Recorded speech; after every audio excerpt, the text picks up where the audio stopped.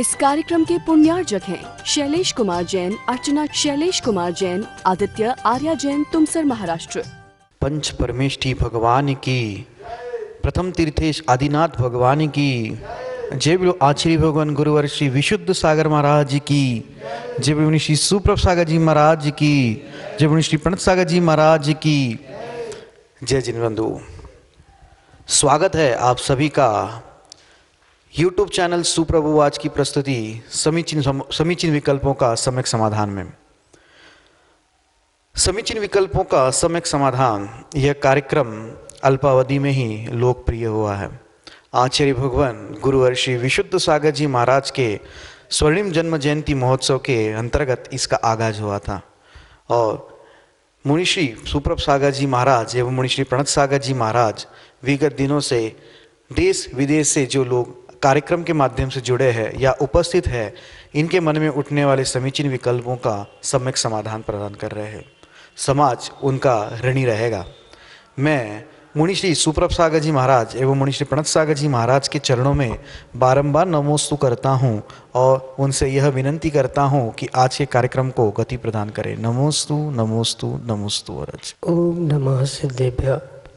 पंच परमेष्ठी भगवान की, परम पूज्य आचार्य भगवंत गुरुवर विशुद्ध सागर जी मुनि महाराज की, परम पूज्य मुनि श्री सुप्रभ सागर जी महाराज की, परम पूज्य मुनि श्री प्रणत सागर जी महाराज की जय, मुनि संघ की जय। संसारी प्राणी जो भी पुरुषार्थ करता है वह सुख की प्राप्ति के लिए करता है और सुख की प्राप्ति निर्विकल्प अवस्था में है, क्योंकि जहाँ जहाँ विकल्प है वहाँ दुख है। और उस निर्विकल्प अवस्था को प्राप्त करने के लिए हमारे मन में उठते उन समीचीन विकल्पों का सम्यक समाधान प्राप्त होना आवश्यक है, क्योंकि जब तक समीचीन विकल्पों का सम्यक समाधान नहीं तब तक उस शाश्वत सुख की प्राप्ति संभव नहीं है। हम सभी का तीव्र पुण्योदय है कि हमें अपने समीचीन विकल्पों का आगमुक्त विधि से सम्यक समाधान परम पूज्य आचार्य भगवंत गुरुवर विशुद्ध सागर जी महाराज के मंगल सुभाषिष से, उन्हीं के सुयोग्य शिष्य परम पूज्य मुनिश्री सुप्रभ सागर जी महाराज के मुखारबिंद से प्रतिदिन प्राप्त हो रहा है। इस समीचीन विकल्पों के सम्यक समाधान में देश के विभिन्न अंचलों से अनेकानेक समीचीन विकल्प हमें यहाँ प्रतिदिन प्राप्त हो रहे हैं और परम पूज्य मुनिश्री उनका आगमुक्त विधि से हम सबको सम्यक समाधान प्रदान कर रहे हैं। प्रारंभ करते हैं आज का सम्यक समाधान। और आज का पहला विकल्प इंदौर मध्य प्रदेश से सुनीता गोवाड़िया परम पूज्य मुनिश्री के चरणों में बारंबार नमोस्तु निवेदित करते हुए अपना समीचीन विकल्प रख रहे हैं कि महाराज जी, विग्रह गति में कर्मयोग का क्या क्या कार्य होता है। हमारे समीचीन विकल्प का सम्यक समाधान करने की अनुकंपा करें। नमोस्तु महाराज जी, नमोस्तु। ओम नमः सिद्धम। परम पूज्य आचार्य भगवान गुरुवर विशुद्ध सागर जी महाराज की जय। परम पूज्य मुनि श्री सुप्रभ सागर जी महाराज की जय। विग्रह का अर्थ देह होता है और उस विग्रह के लिए यानी अगली देह को प्राप्त करने के लिए, अगली पर्याय को प्राप्त करने के लिए जो जीव की मरण के बाद गति होती है उसे विग्रह गति कहते हैं। और उस विग्रह गति में अन्य कोई भी योग या अन्य कोई भी शरीर ना होते हुए मात्र वहाँ पर कर्माण का योग ही होता है, जिसे आचार्य भगवंत कर्म योग कहते हैं। जो उमास्वामी महाराज ने तत्वार्थ सूत्र में सूत्र दिया विग्रह गतौ कर्म योगा, वहाँ कर्म योग से तात्पर्य कोई योग, कोई आसन आदि नहीं है, अपितु जो उस कर्म के ग्रहण करने के लिए जो नौ कर्म पुद्गल का ग्रहण नहीं होने वाली जो विग्रह गति है, ऐसे उस विग्रह गति में वचन वर्गणा, काय वर्गणा और मन वर्गणा आदि के मूल कारण जो आत्मा में हलन चलन हो रहा है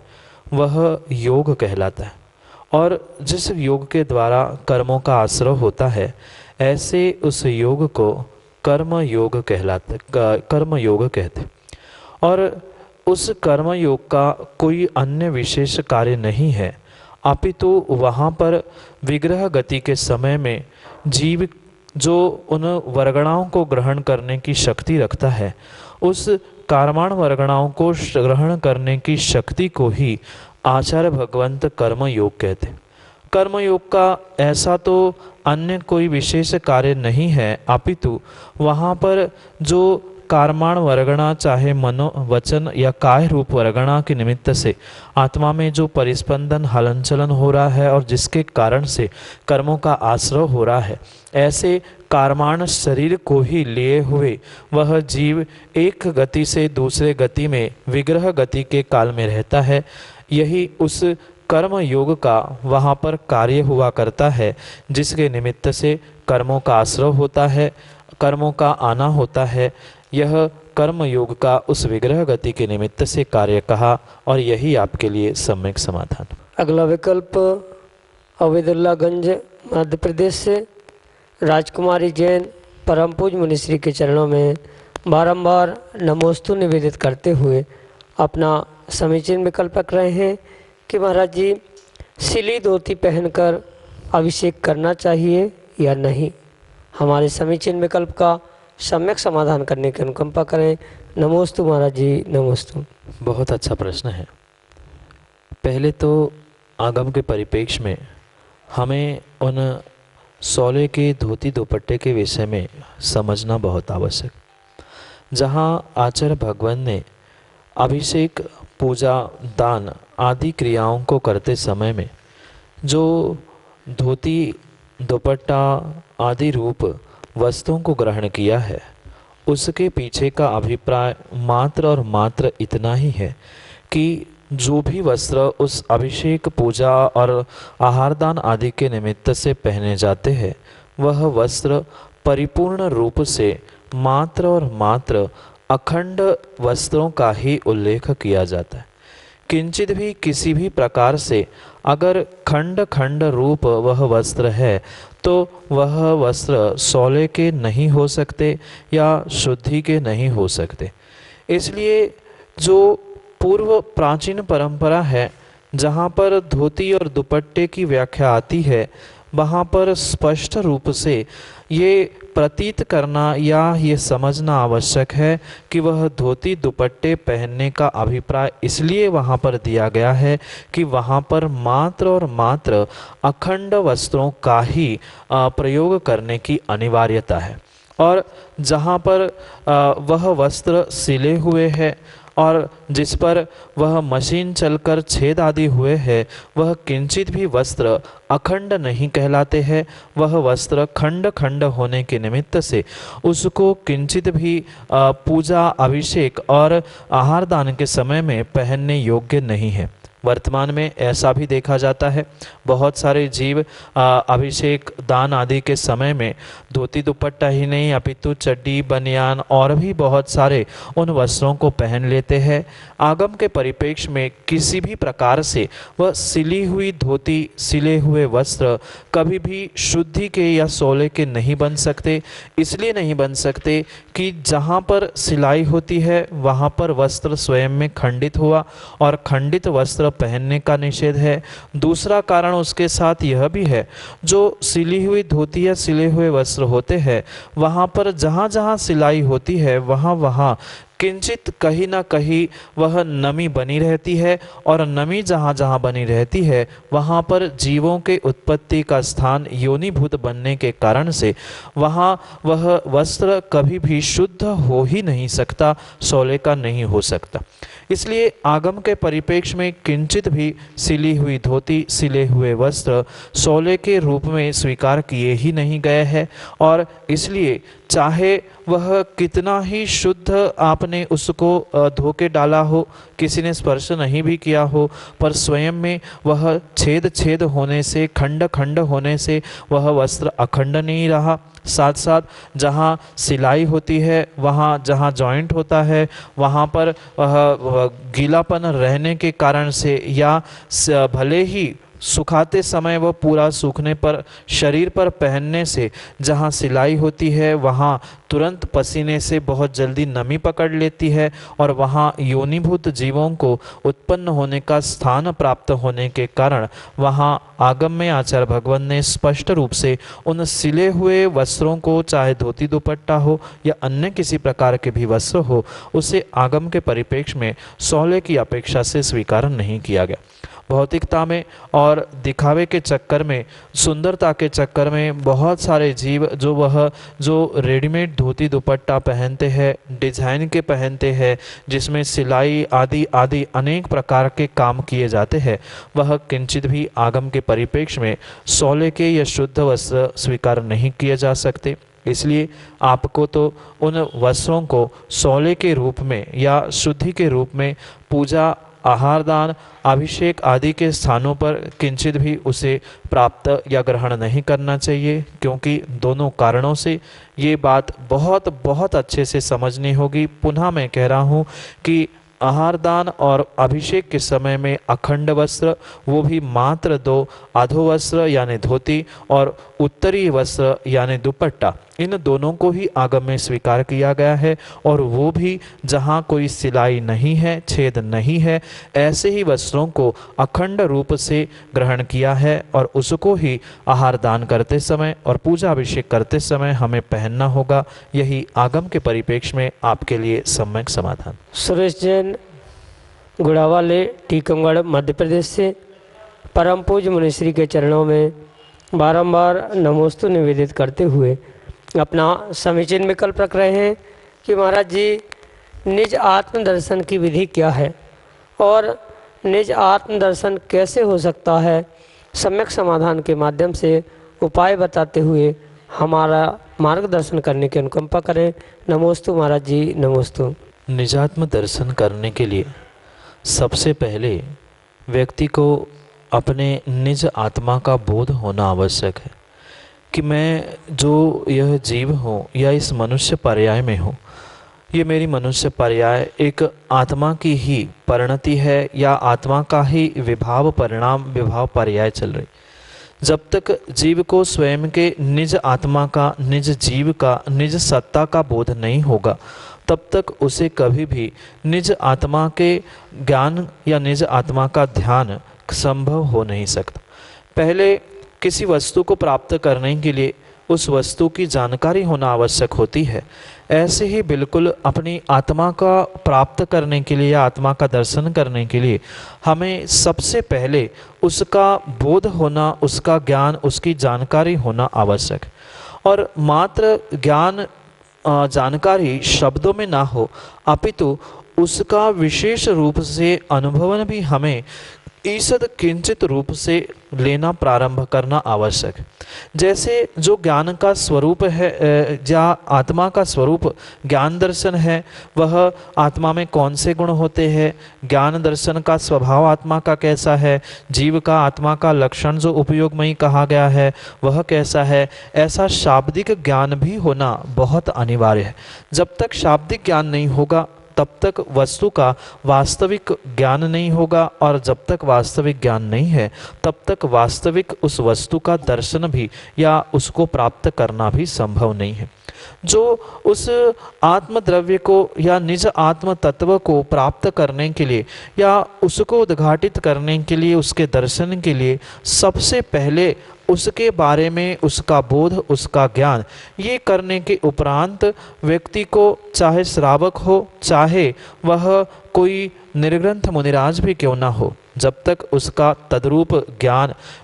उसके पास नहीं है तब तक वह उस आत्मा का दर्शन नहीं कर सकता। जैसे आत्मा शब्द बहुत सारे जीवों ने सुना है और बहुत सारे दर्शन उस आत्मा के बारे में बोलते भी है और कहते भी है, पर वास्तविकता में जो ज्ञान दर्शन रूप आत्मा है उसका स्वरूप स्वभाव कैसा है, उसके कारण से क्या कार्य हो सकते हैं आदि सभी बातों का निर्णय करने के उपरांत ही जीव उस आत्मा के दर्शन करने के लिए अभिमुख हो सकता है। अभी आत्मा का दर्शन प्रारंभ नहीं हुआ, मात्र आत्मा के बारे में जानकारी और ज्ञान प्राप्त कर लिया,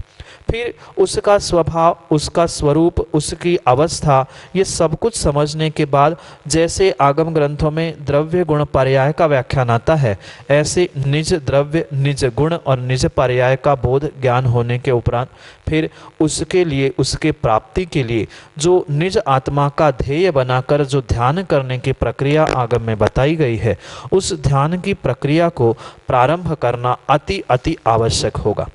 क्योंकि स्पष्ट रूप से आत्मा का, निज आत्मा का दर्शन या निज आत्मा का ध्यान निर्ग्रंथ मुनिराजों की ही गुणस्थान जन्य क्रिया में आचार्य भगवंत बताते हैं, पर एक श्रावक भी उसकी किंचित ईषद अनुभूति करने के लिए शक्ति धारण करता है, पर जो शुद्ध आत्मा का या शुद्धोपयोग रूप निज आत्मा के दर्शन की जब भी व्याख्या होगी तो वहाँ पर निर्ग्रंथ मुनिराज जो छठे सातवें गुणस्थान में झूलते हैं, उनकी ही मुख्यता से वह आत्मा का ध्यान या आत्मा का दर्शन होना संभव कहा गया है। पर एक श्रावक उस दर्शन तक, उस ध्यान तक पहुंचने के लिए अपना सतत अभ्यास करता रहेगा तो नियम से वह साधु बनने के उपरांत साक्षात उस आत्म द्रव्य या निज आत्म तत्व का दर्शन या ध्यान में उसको प्राप्त कर सकता है। क्योंकि अंतर इतना है, जो श्रावक चौथे और पांचवें गुणस्थान में रहता है वह आत्मा का उस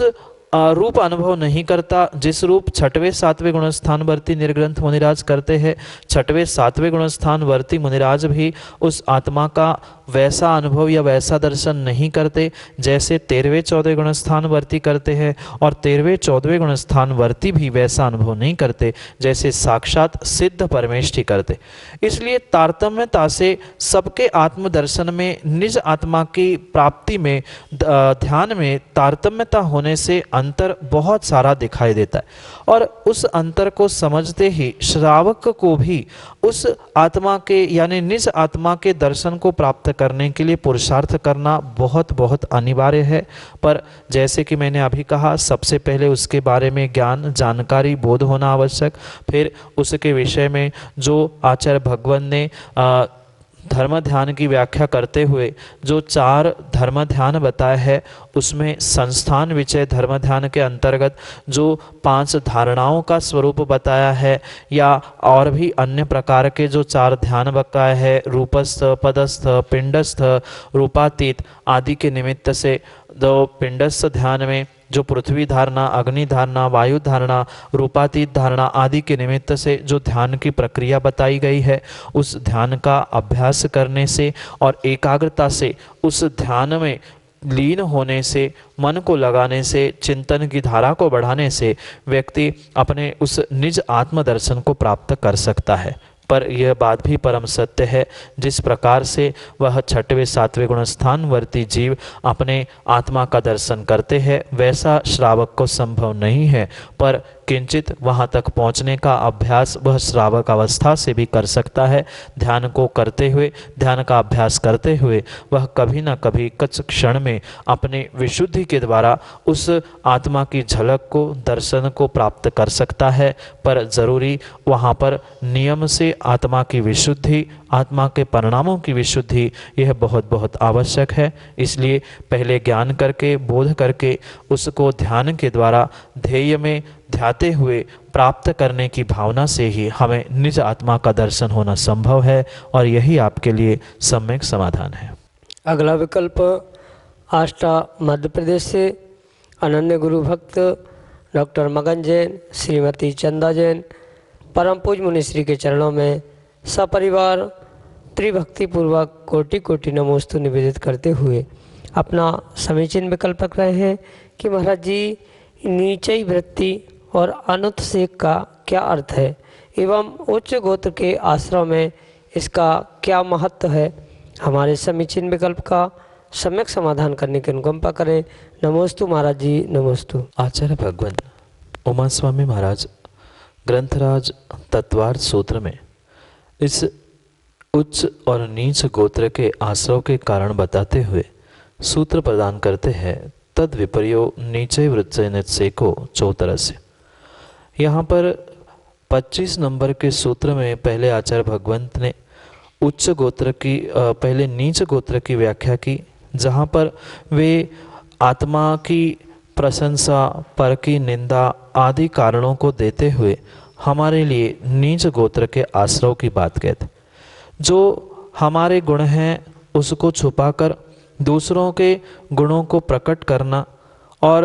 अपनी निंदा करते हुए दूसरों की प्रशंसा करना, उसको आचार्य भगवंत उच्च गोत्र के आश्रव के कारण बताते हैं। और पहले सूत्र में जो नीच गोत्र के आश्रव के कारण बताए थे, आत्म प्रशंसा, पर निंदा आदि के विपरीत जो भी कार्य है उसे आचार्य भगवंत उच्च गोत्र के आश्रव के कारण बताते, जिसमें दो मुख्य विशेष बातें आचार्य भगवंत और जोड़ते हुए कहते हैं कि तद विपर्यो नीचे वृत्ति नुत्सेक्यो चौतरस्य, यानी उत्तर यानी दूसरा जो उच्च गोत्र है उसके लिए जो नीच गोत्र के कारण बताया है उससे विपरीत, यानी पर प्रशंसा, आत्मनिंदा, सद्गुणों का दूसरों के उद्भवन और असद गुणों का आच्छादन ढाकना, इसके साथ साथ और दो बातों को कहते हुए कहते हैं नीच वृत्ति, नम्र वृत्ति और अनुत्सेक, ये दोनों भी जीव के लिए उच्च गोत्र के यानी उत्तम गोत्र को देने के लिए कारण बन सकते। यहाँ पर नीच वृत्ति यानी नम्र वृत्ति से यहाँ यह अभिप्राय है कि जो भी हमसे ज्ञान, दर्शन, चारित्र से ज्येष्ठ है, श्रेष्ठ है, उन सभी के प्रति जो हमारी नम्र वृत्ति है, जो उनके प्रति विनय के भाव है, उनके प्रति जो समर्पण के भाव है, वह समर्पण के, विनय के भावों को ही आचार्य भगवंत नीच वृत्ति यानी नम्र वृत्ति कहते हैं। नीच वृत्ति से यहाँ यह नहीं है कहना है कि किसी नीच व्यक्ति जैसी वृत्ति हो या जो नीच गोत्र वाले जीव है उनकी जैसी वृत्ति हो। नीचे वृत्ति से मतलब वहाँ नम्र वृत्ति है, विनय से युक्त वृत्ति है, जो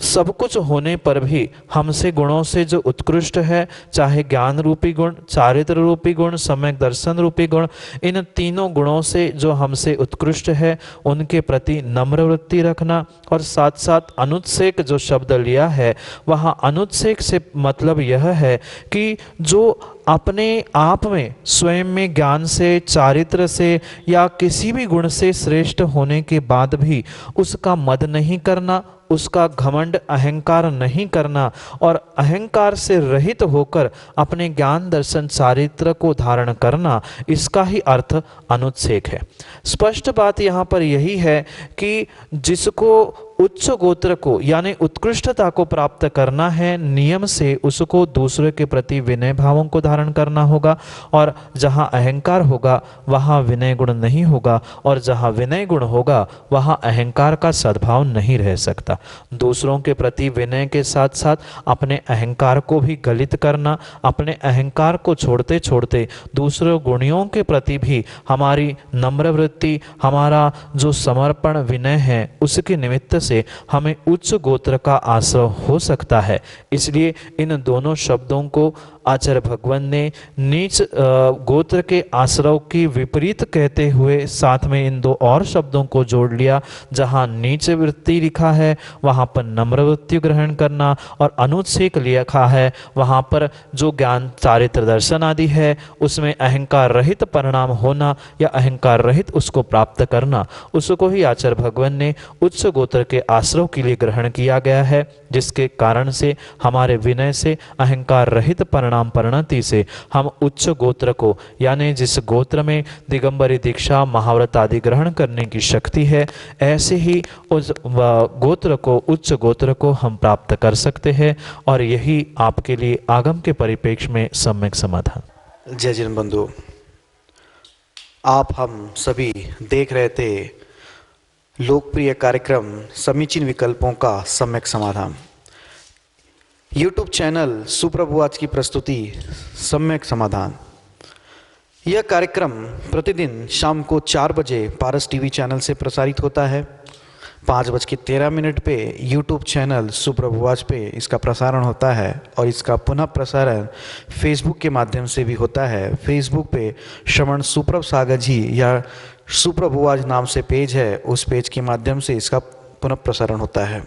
अगर आप इस कार्यक्रम से जुड़ना चाहते हो, अगर इस कार्यक्रम में आप सहभागिता लेना चाहते हो, अगर आपके मन में उठने वाले विकल्पों को शांत करना चाहते हो, तो पट्टी पे स्क्रॉल पे जो नंबर चल रहे हैं उस नंबर पे अपना समीचीन विकल्प हमें भेजकर उसका सम्यक समाधान प्राप्त कर सकते हो।